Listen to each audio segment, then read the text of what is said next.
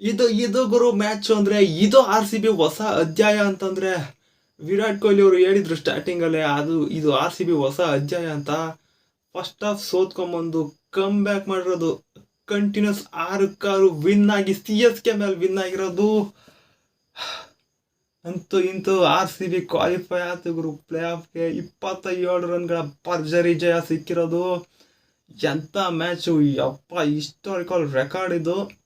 ಈ ಥರ continue ಹೊಡ್ಕೊಂಬಂದು CSKನ ಹೊಡೆದಾಕಿ RCB play ಆಫ್ಗೆ entry ಕೊಟ್ಟಿದೆ. ಈ ಥರ ಮ್ಯಾಚು ಕಮ್ಮಿ ಎಲ್ಲೂ ನೋಡೋಕೆ ಸಿಗಲ್ಲ. ಜಿಯೋ ಸಿನಿಮಾದಲ್ಲಿ 48 ಕೋಟಿ ಜನ ನೋಡ್ತಾ ಇದ್ರು, ಬರೀ ಜಿಯೋ ಸಿನಿಮಾದಲ್ಲೇ.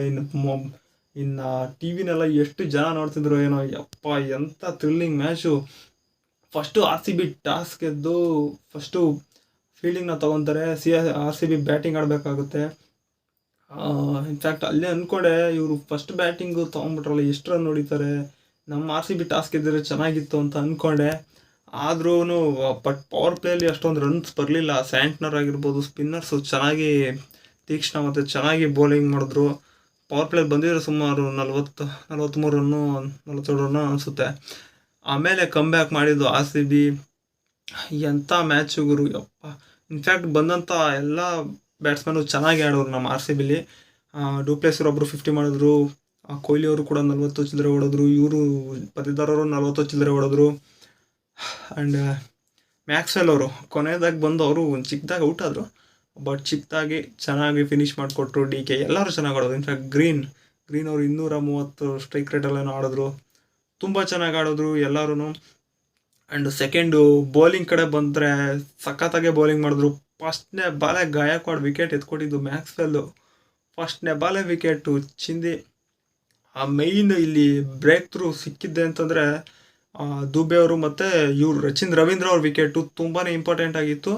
ರಚಿನ್ ರವೀಂದ್ರ ಅವರು ರನ್ಔಟ್ ಆದ್ರಲ್ಲ, ಅಲ್ಲಿಂದನೇ ಒಂದು ಟರ್ನ್ ಸಿಕ್ಕಿದ್ದು RCB ಕಡೆಗೆ.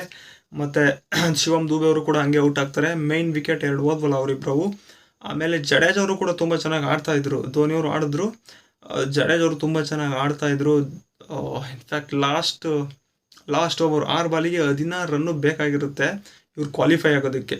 CSK ಕ್ವಾಲಿಫೈ ಅಥವಾ RCB ಕ್ವಾಲಿಫೈ ಆಗಬೇಕು ಅಂದರೆ 16 ರನ್ ಒಳಗಡೆ ಕಟ್ ಹಾಕಬೇಕಾಗಿರುತ್ತೆ. ಇನ್ನೂ ಎಕ್ಸ್ಟ್ರಾ ರನ್ ಇದ್ವು, ಅದನ್ನು ಬಿಟ್ಟು ಕ್ವಾಲಿಫೈ ಆಗೋದಕ್ಕೆ ಬೇಕಾಯಿತು 16 ರನ್ನು. ಧೋನಿಯವರು ಫಸ್ಟ್ನೇ ಬಾಲೆ 6 ಹೊಡಿತಾರೆ, ಅಷ್ಟು ಔಟ್ ಆಫ್ ಸ್ಟೇಡಿಯಮ್ ಹೋಗುತ್ತೆ. ನಾನು ಹೋಯ್ತು ಮ್ಯಾಚ್ ಅಂತ ಅಂದ್ಕೊಂಡೆ. ಎರಡನೇ ಬಾಲೆ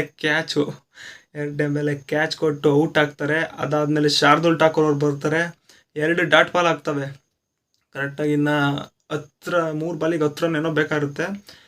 ಹೊಡೆದ್ಬಿಟ್ಟು ಸಿಂಗಲ್ ಅವ್ರಿಗೆ ಕೊಡ್ತಾರೆ, ಸ್ಟ್ರೈಕ್ ಕೊಡ್ತಾರೆ ಜಡೇಜ್ ಅವ್ರಿಗೆ. 2 ಬಾಲಿಗೆ 9 ರನ್ ಬೇಕಾಗಿರುತ್ತೆ. ಎರಡನೇ ಬಾಲಲ್ಲಿ ಫಸ್ಟ್ನೇ ಬಾಲೇ ಡಾಟ್ ಆಗುತ್ತೆ, ಮುಗೀತು, ಅಲ್ಲಿಗೆ ಕ್ಲೋಸ್ ಆಯಿತು. ತಗೊಳ್ಳಿ ಸೆಲೆಬ್ರೇಷನ್ನು. ಯಪ್ಪ, ಇನ್ನೂ ಹೊರಗೆ ಬರೋಕ್ಕಾಗಿಲ್ಲ. ಚಿಂದಿ ಮ್ಯಾಚು. ಕಪ್ ಗೆಲ್ಲುತ್ತೋ ಬಿಡುತ್ತೋ ಗೊತ್ತಿಲ್ಲ. ಇದು CSK ಮೇಲೆ ಗೆದ್ದು CSKನ ಈಚೆ ಹಾಕಿ ಪ್ಲೇ ಆಫಿಗೆ ಕ್ವಾಲಿಫೈ ಆದ್ರಲ್ಲ, ಅದಕ್ಕಿಂತ ಇನ್ಯಾವುದೂ ಖುಷಿ ಇಲ್ಲ. ಸಖತ್ತಾಗಿ ಆಡಿದ್ರು ಇವತ್ತು RCB ಹೋಲ್ ಟೀಮ್. ಕಂಟಿನ್ಯೂಸ್ ಆಗಿ ಸತತ 6 ವಿನ್ಸ್ ಆಗಿರೋದು. ನಿಮ್ಗೆ ಹೇಗೆ ಅನ್ನಿಸ್ತು ಈ ಒಂದು ಮ್ಯಾಚ್ನ ನೋಡಿ? ಕೆಳಗಡೆ ಕಮೆಂಟ್ ಮಾಡಿ ಅಂತ ಹೇಳ್ತಾ, ವಿಡಿಯೋ ಇಷ್ಟ ಲೈಕ್ ಮಾಡಿ. Thanks for watching.